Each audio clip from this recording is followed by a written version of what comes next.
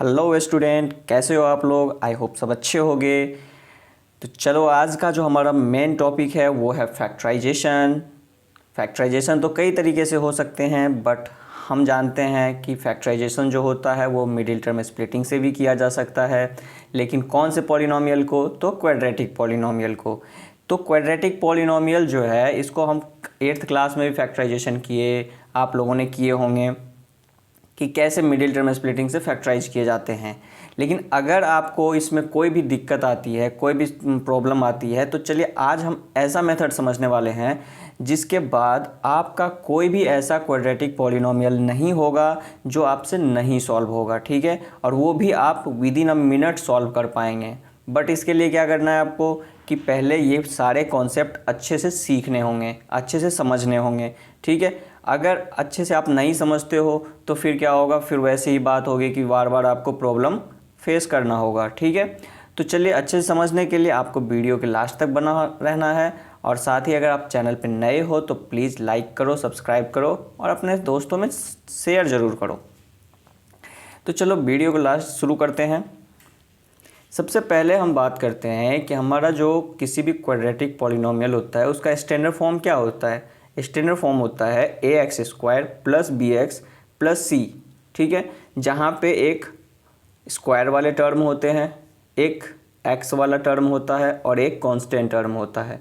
तो ये 3 टर्म होते हैं किसके अंदर? क्वाड्रेटिक पॉलिनोमियल के अंदर, ठीक है। सबसे पहले हम देखेंगे कि ए बी सी क्या है। ए बी सी जो है वो कांस्टेंट है, ठीक है। और ए जो है वो x² का कोफिशिएंट है, बी जो है वो x का कोफिशिएंट है और सी जो है वो कांस्टेंट टर्म है। अब हम समझते हैं रूल्स। पहला 2 रूल्स इसमें होते हैं। रूल्स कौन कौन से रूल्स होते हैं वो समझेंगे। सबसे पहले हम बात करते हैं कि कभी भी आपको क्वाड्रेटिक पॉलिनोमियल मिल जाए और उसको आपको फैक्टराइज करना पड़ा तो सिंपली क्या करना है कि पहले ए और सी को मल्टीप्लाई करना है। तो आपको क्या करना है, ए इंटू सी करना है, ठीक है। अगर ए सी को आप मल्टीप्लाई करते हो यानी x² का जो कोफिशिएंट है उसे और कांस्टेंट टर्म को मल्टीप्लाई करके जो भी वैल्यू आएगी वो आपको क्या होगा कि या तो पॉजिटिव आएगी या नेगेटिव आएगी। अब आप सोच रहे होगे नेगेटिव कैसे आएगी, तो सी जो है वो क्या होगा, अगर यहाँ प्लस है तो पॉजिटिव सी होगा, यहाँ माइनस है तो निगेटिव सी होगा, ठीक है। हमेशा साइन के साथ यूज करना है। तो यहाँ पे अब ए इंटू सी की वैल्यू या तो पॉजिटिव होगी या फिर निगेटिव होगी। अगर ये पॉजिटिव है, अगर ये क्या है पॉजिटिव प्लस वी मतलब पॉजिटिव, अगर ये पॉजिटिव है तो आपको क्या करना है कि b को 2 पार्ट्स में डिवाइड करना है। b को क्या करना है, 2 पार्ट्स में डिवाइड करना है जिनका सम b के इक्वल हो, जिनका सम b के इक्वल हो। तो हम 2 पार्ट्स में डिवाइड कर लेते हैं b1 b2, ठीक है। इस तरीके से मैं इसको क्वेश्चन के ऊपर भी समझाऊंगा, पहले मैं कुछ मेथड समझा देता हूं। तो आपको क्या करना है, 2 पार्ट्स में डिवाइड करना है, उन दोनों के बीच में क्या होना चाहिए, प्लस होना चाहिए, यानी ऐड करना चाहिए। क्यों? क्योंकि यहाँ पे साइन क्या आया है, पॉजिटिव।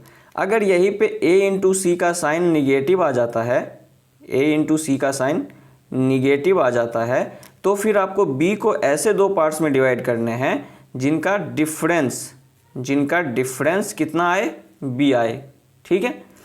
और साथ ही साथ ये भी आपको ध्यान रखना है कि b1 इंटू b2 जो है यानी इन दोनों का प्रोडक्ट यानी मल्टीप्लिकेशन a इंटू सी के इक्वल होना चाहिए। दोनों ही केस में b1 b2 का जो मल्टीप्लिकेशन है वो a इंटू सी के इक्वल होना चाहिए। बस इतनी सी कॉन्सेप्ट है। अक्सर बच्चे कंफ्यूज हो जाते हैं कि कहाँ पे प्लस करके लाना है और कहाँ पे माइनस करके लाना है।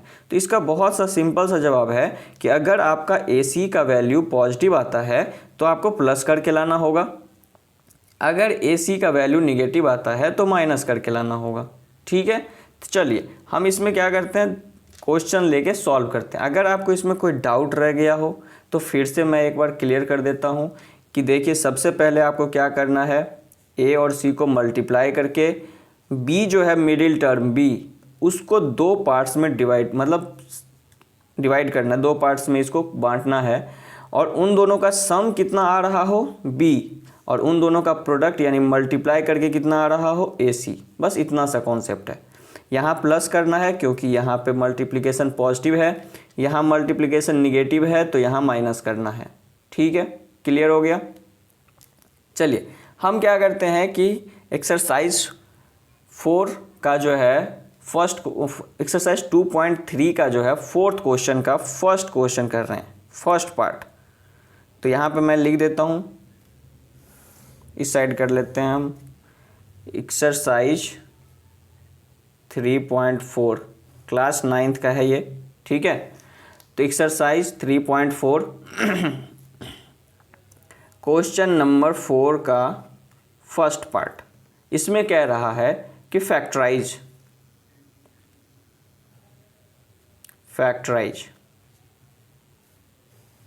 अब जैसा कि आप देख रहे हैं कि हमें फैक्टराइज करने के लिए कह रहा है, तो अगर हमें क्वाड्रेटिक है, अगर हमें क्वाड्रेटिक पॉलिनोमियल दिया हुआ है तो सबसे इजी मेथड होता है यही। ठीक है, मिडिल टर्म स्प्लिटिंग। अब यहाँ पे देखिए, जैसा जैसा मैंने कहा वैसा वैसा आप करके देखिए, आई एम श्योर कि आपको खुद से हो जाएगा। ठीक है, चलिए तो सबसे पहले हम 12 को 1 से मल्टीप्लाई करेंगे तो हमारा 12 आ जाएगा, और 12 आएगा यानी कि ये क्या है, पॉजिटिव है।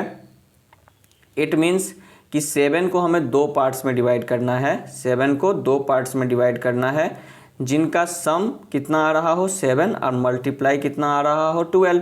तो इस तरीके से कौन कौन सा हो सकता है, अगर आपको सम करके 7 लाना है तो ऑब्वियस सी बात है कि ये दोनों ही पार्ट 7 से क्या होंगे, छोटे होंगे। जब दो नंबर का सम अगर 7 है तो दोनों ही क्या होगा, 7 से छोटा होगा। तो क्या क्या हो सकता है, 6 1 हो सकता है, 5 2 हो सकता है, 3 4 हो सकता है। तो देखिए 6 1 को है 7 तो हो जाएगा, लेकिन इन दोनों का मल्टीप्लिकेशन 12 नहीं होगा, क्योंकि मैंने आपको बताया कि उसका मल्टीप्लिकेशन AC के मल्टीप्लिकेशन के बराबर होना चाहिए। तो ये तो नहीं होगा। 5 + 2 7 हो रहा है, लेकिन 5 × 2 12 नहीं हो रहा। तो हो क्या जाएगा, 3 4। क्या हो जाएगा, 3 4। तो चलिए 3 और 4, तो हम 3 + 4 लिख सकते हैं या 4 + 3 लिख सकते हैं, कुछ भी लिख सकते हैं। ठीक है, अब यहाँ पे ये जो है ये 7 के जगह पे लिखना है, ये माइनस का साइन आपको कुछ नहीं करना है, ये ऐसे ही रहेगा। तो अब हम इसे लिखेंगे कैसे, तो 12x², ये माइनस का साइन और ब्रैकेट 3 + 4 और इनटू में क्या है x। ठीक है, इस तरीके से आप इसे लिख देना है। जब आप ब्रैकेट को हटाएंगे तो मल्टीप्लाई करना होगा यहाँ पे। ठीक है, यहाँ पे क्या करना होगा, मल्टीप्लाई। अगर यहाँ माइनस है तो माइनस से दोनों को मल्टीप्लाई कर देंगे और साथ में दोनों के साथ x मल्टीप्लाई करेंगे। तो ये हो जाएगा -3x और ये हो जाएगा -+ -4x। ठीक है, अब हमें क्या करना है, तो दो टर्म को एक साथ रखना है और उसमें से कॉमन लेना है। तो देखिए 12x² और 3x में क्या क्या कॉमन है, तो पहले देखेंगे नंबर। तो नंबर 3 इसमें है और इसमें भी क्या है, 3 से डिवाइड हो सकता है, तो यानी दोनों ही 3 से डिवाइड हो सकते हैं, तो 3 कॉमन ले लेंगे। अब दोनों में ही x है, इसमें x² है, इसमें x है, तो दोनों में से एक x ले सकते हैं। अब देखिए 12 में से हमने 3 कॉमन ले लिया, तो 3 से 12 को डिवाइड करिए तो कितना आ गया, 4, और x² में से x हमने ले लिया तो एक x बच गया, माइनस ये पूरा का पूरा टर्म बाहर आ गया, दैट इज़ इसमें कुछ नहीं बचा, तो क्या बचा, 1। ठीक है, अब यहाँ पे क्या करना है कि जो यहाँ का साइन होता है वही साइन हम कॉमन लेते हैं, लेकिन इनमें तो कुछ भी कॉमन नहीं है। तो जब कुछ भी कॉमन नहीं होता है वो तब हम क्या करते हैं, 1 कॉमन लेते हैं, और जब 1 कॉमन लेंगे तो माइनस कॉमन ले लिए तो साइन क्या हो जाएगा, चेंज। जो निगेटिव था वो पॉजिटिव हो जाएगा और जो पॉजिटिव था वो नेगेटिव हो जाएगा। इस तरीके से आपके दो फैक्टर बनेंगे, एक तो जो ब्रैकेट के अंदर है 4x - 1 और दूसरा 3x - 1। ठीक है, यही है मिडिल टर्म स्प्लिटिंग। तो देखिए आपने कितना इजी से हम ना ये चेक कर पाए कि कैसे जो है 7 को ब्रेक करें।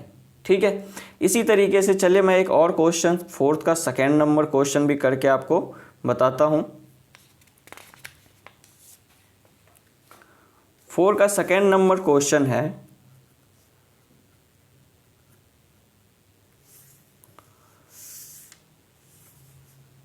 2x² + 7x + 3। ठीक है, तो इस दोनों में ही क्या था कि हमें AC प्लस में आ रहे थे। ठीक है, लेकिन चलिए थर्ड में हमारा क्या है कि 6x² + 5x - 6। एक माइनस वाला मैं कर देता हूँ, एक प्लस वाला कर देता हूँ, ताकि आपको सामने सामने क्लियर हो जाए। तो देखो सबसे पहले आपको क्या करना है, A और C को मल्टीप्लाई करना है, यानी कि 2 × 3 ये क्या आ गया 6, और 6 क्या है हमारा पॉजिटिव। ठीक है, क्यों है पॉजिटिव? क्योंकि 2 भी पॉजिटिव है, 3 भी पॉजिटिव है। अब 6 पॉजिटिव है तो हम 7 को क्या करेंगे, ब्रेक करेंगे। जिनका सम 7 होना चाहिए और मल्टीप्लाई करके 6 आना चाहिए। तो सम कितना है 7 और मल्टीप्लाई करके कितना आना चाहिए 6। तो ऐसे कौन कौन से नंबर हैं? तो 7 अगर सम करके 7 आना चाहिए तो दोनों ही नंबर 7 से छोटे होंगे। तो क्या क्या हो सकते हैं, 6 1 हो सकता है, 5 2 हो सकता है और 3 4 हो सकता है। तो देखो 6 1, तो 6 1 सम करके 7 आ रहा है, अब मल्टीप्लाई करेंगे तो 6 आ रहा है, यानी ये हमारा हो जाएगा। ठीक है, तो हम ले लेंगे 6 + 1। अब इसको आपके यहाँ पे 7 के जगह पे पुट कर देना है ब्रैकेट में। तो 2x² + 6 + 1x + 3। क्लियर? अब यहाँ पे x से आपको क्या करना है, जब यहाँ पे प्लस रहता है ना तो कोई फ़र्क नहीं पड़ता, आप डायरेक्ट प्लस से किसी को मल्टीप्लाई करते हैं तो कोई साइन चेंज नहीं होती। तो आप x को दोनों में मल्टीप्लाई कर देंगे और 2x² + 6x + x + 3। फिर वही चीज़ कि दोनों दो टर्म को क्या करना है, एक साथ यूज़ करना है और कॉमन लेना है। तो इन दोनों में से क्या कॉमन हो सकता है, तो 2 से ये भी डिवाइड होगा, ये भी डिवाइड होगा, तो इट मीन्स कि 2 कॉमन हो सकता है। x² है, x है, तो एक x हम ले सकते हैं, तो इसमें से 2 ले लिए तो 1 बच गया और एक x बच गया। ठीक है, और 6 में से 2 ले लिए तो 3 बच गया। हम डिवाइड करते हैं, याद रहे, ये मत सोचना कि 2 ले लिए तो 4 बच गया, माइनस नहीं करना है, डिवाइड करना है। तो 2 से जब हम डिवाइड करेंगे तो 3 बचेगा, और x तो हमने कॉमन ले लिया था तो x बचेगा ही नहीं। फिर इन दोनों में कुछ भी कॉमन नहीं है तो क्या लेंगे 1, तो x को x ही रह जाएगा और 3 3 ही रह जाएगा। याद रखना है कि अगर हम प्लस कॉमन लेते हैं तो साइन चेंज नहीं होता, माइनस कॉमन लेते हैं तो साइन चेंज हो जाता है। अब जो दोनों ब्रैकेट के अंदर है वो देखना है कि सेम सेम है या नहीं। तो देखो इसमें भी x + 3 है, इसमें भी x + 3 है, तो उसे एक ब्रैकेट में लिख लेंगे और दूसरे ब्रैकेट के अंदर क्या करेंगे 2x + 1 लिखेंगे। हो गया हमारा फैक्टराइज। ठीक है, तो ये तो प्लस वाला आपने दो देख लिए, चलो माइनस वाला एक करके देखते हैं। तो यहाँ पे C हमारा क्या है निगेटिव, यहाँ पे A पॉजिटिव है, C निगेटिव है, तो AC यानी कि 6 × 6 कितना हो जाएगा 36। कितना 36, वो भी माइनस में। अब यहाँ पे ये निगेटिव आ गया 36, तो हमें क्या करना है, बहुत सिंपल सा मेथड है कि हमें जो 5 है ना, 5 को 2 पार्ट्स में स्प्लिट करना है, जिनका डिफरेंस माइनस करने पे 5 आ रहा हो, अब मल्टीप्लाई करने पे 36। तो जब दो नंबर का डिफरेंस 5 है तो इट मीन्स कि एक नंबर 5 से बड़ा होगा और एक नंबर 5 से छोटा होगा। तो देखो कैसे करना है, तो 6 - 1 5 आ सकता है, लेकिन 6 × 1 36 नहीं होगा। उसके बाद 7 - 2 5 आ सकता है, लेकिन 7 × 2 36 नहीं होगा। उसके बाद 8 - 3 5 आ सकता है, लेकिन 8 × 3 36 नहीं हो रहा। 9 - 4 5 आ रहा है और 9 × 4 36 हो रहा है। तो हमारा क्या हो जाएगा, ये हो जाएगा। क्लियर? तो ये काफ़ी इजी हो जाता है जब हम समझ जाते हैं कि माइनस करके लाना है या प्लस करके लाना है। तो सिर्फ हम माइनस वाले पार्ट को देखते हैं, प्लस वाले पार्ट को नहीं देखते। क्लियर। तो यहाँ पे क्या कर लेंगे, 9 माइनस 4, हमेशा बड़े में से छोटे को माइनस करना है।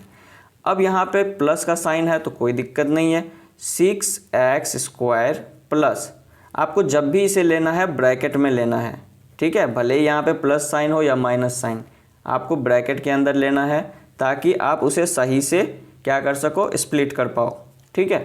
तो चलो 6x² प्लस साइन है तो कोई फ़र्क नहीं पड़ता, दोनों में x से मल्टीप्लाई हो जाएगा तो 9x, और ये -4x -6। अब फिर से इन दोनों में से एक कॉमन लेंगे और इन दोनों में से एक कॉमन लेंगे। क्या क्या कॉमन है, तो देखो ये 3 से डिवाइड हो सकता है, ये भी 3 से डिवाइड हो सकता है, तो 3 एज अ कॉमन हो गया। इसमें 2x है और इसमें 1x है तो 1x ले लेंगे। अब देखो 3 से अगर इसे डिवाइड करेंगे तो 2 बच जाएगा और 1x बचेगा। 9 में 3 से डिवाइड करेंगे तो 3 बचेगा और ये तो x आ गया, तो अब इसमें कोई x नहीं बचा।